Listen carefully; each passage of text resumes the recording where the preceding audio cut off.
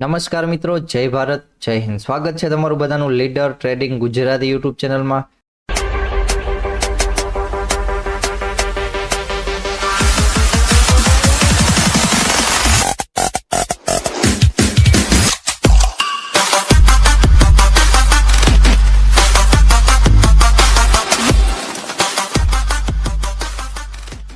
તો આજે હતી ક્યાંક 19 ડિસેમ્બરે અને વાત કરી લઈએ ક્યાંક 20 ડિસેમ્બરની, એટલે કે બેંક નિફ્ટીની એક્સપાયરી દિવસ. તો આજના દિવસનું માર્કેટ જોઈએ ને તો બંને બાજુ મુવમેન્ટ જોવા મળી છે, કારણ કે જે લોકોએ ટ્રેડ કર્યો હશે ને એને બધી બાજુ સારી એવી બંને બાજુ મુવમેન્ટ જોવા મળી છે. અને માર્કેટ ક્યાંક ઓપન થયું હતું ને એ જ ઝોનમાં ક્યાંક થોડુંક જ નીચે ક્લોઝ પણ થયું છે. તો માર્કેટમાં ક્યાંક સારી મુવમેન્ટ બંને બાજુની હતી. જોઈ લઈએ તો આપણે કાલે જે લેવલ ડ્રો કર્યા હતા કે કાલે લેવલ સાઇન કર્યા હતા, તો સેમ વસ્તુ કે નિફ્ટીનો જ્યાં રેઝિસ્ટન્સ ઝોન હતો માર્કેટે અહીંયાથી જ રેડ કેન્ડલ આપીને સારી એવી મુવમેન્ટ જોવા મળી.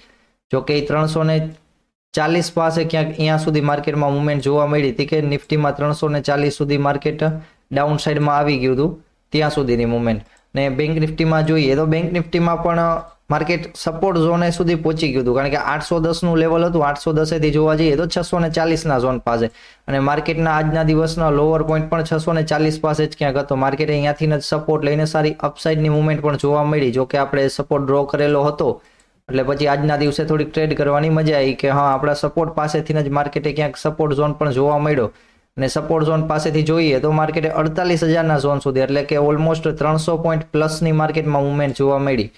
તો ક્યાંક સારું કહેવાય. વાત કરી લઈએ કે કાલના દિવસે બેંક નિફ્ટીનો એક્સપાયરી દિવસ છે, તો કાલના દિવસે માર્કેટમાં મુવમેન્ટ કેવી રહી શકે જોવા જઈએ ને તો માર્કેટ ક્યાંક 848ના ઝોન પાસે, એટલે કે 48,000નો રેઝિસ્ટન્સ ઝોન, અને વચમાં જોવા જઈએ તો આ 600નો ઝોન સપોર્ટ ઝોન છે. ઓવરઓલ ઝોન જોવા જઈએ ને તો 300 પોઈન્ટ પ્લસનું છે, પણ આપણે ઇન્ટ્રાડે પ્લેયર છીએ, આવડું મોટું ઝોન આપણા માટે કામનું છે નહીં. છતાં આપણે ઇન્ટ્રાડે કરવા માટે થોડુંક નાનું ઝોન જોઈએ. તો નાના ઝોન માટે જોઈ લઈએ કે માર્કેટ કદાચ કાલ ક્યાં ઓપન થાય છે. પહેલી તો ટ્રાય છે કે માર્કેટ ક્યાંક 48,000ના ઝોન ઉપર ક્યાંક ઓપન થાય. 48,000ના ઝોન ઉપર થાય અને પહેલી જ કેન્ડલમાં માર્કેટને નીચે આવવું હોય તો નીચે આવી જાય, અને ઈ કેન્ડલમાં માર્કેટ ફરીવાર 48,000ના ઝોન ઉપર ક્યાંય ક્લોઝિંગ આપી દે છે પહેલી 5 મિનિટની કેન્ડલમાં, તો પછી એવી ગણતરી છે કે માર્કેટ બીજી કેન્ડલમાં 200નું ઝોન પછી થોડીક વાર ધીમે ધીમે રહીને અપસાઇડની મુવમેન્ટ કન્ટિન્યુ કરાવે ને એવી આશા રહે. કારણ કે 48,000નું ઝોન એમ તૂટે એવું છે નહીં, કારણ કે એ સવારમાં તૂટી જશે ને તો માર્કેટમાં સારી એવી કોલ સાઇડની મુવમેન્ટ જોવા મળશે. અથવા તો માર્કેટ ક્યાંક નીચે ઓપન થાય છે, 48,000ના ઝોન પાસે આવે છે, અહીંયા થોડુંક હોલ્ડ કરે છે ને પછી બ્રેક કરે છે, તો પણ અહીંયા સારી એવી એક કેન્ડલમાં મિનિમમ 100 પોઈન્ટની મુવમેન્ટ જોવા મળી શકે છે. અથવા માર્કેટ અહીંયા હોલ્ડ કરીને એમ પેટર્ન બનાવીને નીચે આવે છે અને નીચે 800નું ઝોન પણ બ્રેક કરી દે છે, તો 800ના ઝોન નીચે આપણને સારી એવી પુટ સાઇડની મુવમેન્ટ જોવા મળી શકે. વાત કરી લઈએ કે 800ના ઝોન પાસે ક્યાંક ફરીવાર ડાઉન સાઇડમાં ઓપન થાય માર્કેટ, તો ડાઉન સાઇડમાં જ્યારે માર્કેટ ઓપન થાય છે અહીંયા સપોર્ટ ઝોને, તો ત્યાંથી માર્કેટ વારંવાર એક સપોર્ટ લે છે, અને કાલના દિવસે પણ ફરીવાર આપણને સપોર્ટ ઝોનમાં પાસે સપોર્ટ લેતું હોય એવું ક્યાંક જોવા મળી શકે. અને ફરીવાર માર્કેટની એક ટ્રેન્ડ લાઇન પણ આવે છે, તો ટ્રેન્ડ લાઇન ઉપર ક્યાંક માર્કેટ ટ્રેડ કરે એની હારે આપણે અહીંયા પણ એક અપસાઇડનો પ્લાનિંગ કરી શકીએ. અને જો સપોર્ટ ઝોન તૂટે છે તો એના નીચે સારી એવી ડાઉન સાઇડની મુવમેન્ટ પણ જોવા મળી શકે. તો ડાઉન સાઇડની મુવમેન્ટ જોવા માટે એક તો 48,000ના ઝોન પાસે જવું પડશે માર્કેટને, અને બીજી વાત કરીએ તો 650ના ઝોન પાસેથી માર્કેટ ડાઉન જાય ને તો સારી એવી ડાઉન સાઇડની મુવમેન્ટ જોવા મળી શકે.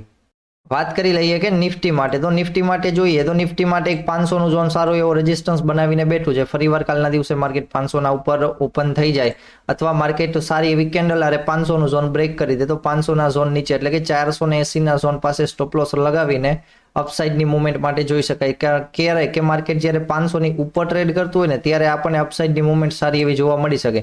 અથવા માર્કેટ સવારમાં સપોર્ટ ઝોન બ્રેક કરે છે 420નો, તો આપણને 380 સુધીના લેવલ જોવા મળી શકે છે કે 40 પોઈન્ટનું સ્કેલ્પિંગ જોવા મળી શકે. અથવા માર્કેટ અહીંયા સાઇડવેઝ ક્યાંય ઓપન થઈ જાય છે અને ઓપન થતા ને આ રેખા સપોર્ટ બ્રેક કરે કે રેઝિસ્ટન્સ ઝોન બ્રેક કરે તો એમાં સારી એવી મુવમેન્ટ જોવા મળી શકે. કારણ કે ઝોન થોડુંક નાનકડું છે, 80 પોઈન્ટનું નથી. જોવા જઈએ તો 80 પોઈન્ટનું છે, પણ માર્કેટની મુવમેન્ટ ઉપર આધાર આવી જશે કે માર્કેટ કઈ બાજુ બ્રેક કરે છે એના ઉપર. કારણ કે ઉપર એક રેઝિસ્ટન્સ ઝોન એક જ છે, આમાં ક્યાંય ટ્રેન્ડ લાઇન નથી નીકળતી. ટ્રેન્ડ લાઇન એક કાઢવી હોય તો તમારે આજના દિવસનો જ્યાં લોઅર પોઈન્ટ મળ્યો છે અહીંયાથી સારી એવી એક ટ્રેન્ડ લાઇન પણ મળી જાય કે માર્કેટ ટ્રેન્ડ લાઇન પાસે ક્યાંક એક સપોર્ટ લઈ શકે. જો સપોર્ટ ઝોન બ્રેક થાય છે અને ફરીવાર માર્કેટમાં ક્યાં જોવા મળે તો માર્કેટ ટ્રેન્ડ લાઇન પાસે સારો એક સપોર્ટ લઈ શકે અને ફરીવાર અહીંયાથી અપ ટ્રેન્ડ માર્કેટમાં કન્ટિન્યુ કરી શકે એટલા માટે. તો આવું ક્યાંક નિફ્ટીનું જાય. અને બેંક નિફ્ટીનું થોડુંક ધ્યાન રાખશે, કારણ કે કાલના દિવસે એક્સપાયરી દિવસ છે. એક્સપાયરી દિવસમાં ખાસ વસ્તુ એ કે લાસ્ટમાં હીરો ઝીરો કરવા માટે કાં તો માર્કેટ 48,000ના ઝોન પાસે હોવું જોઈએ, કાં પછી માર્કેટ 650ના ઝોન પાસે હોય. અહીંયા બંનેમાંથી હોય ને માર્કેટ, તો અહીંયાથી સારી એવી બ્રેકની બાજુની મુવમેન્ટ જોવા મળી શકશે, જે લાસ્ટમાં હીરો ઝીરોમાં પણ કામ આવી શકે છે. તો જય ભારત, જય હિન્દ મિત્રો, મળીએ કાલે લાઈવ વિડીયોમાં.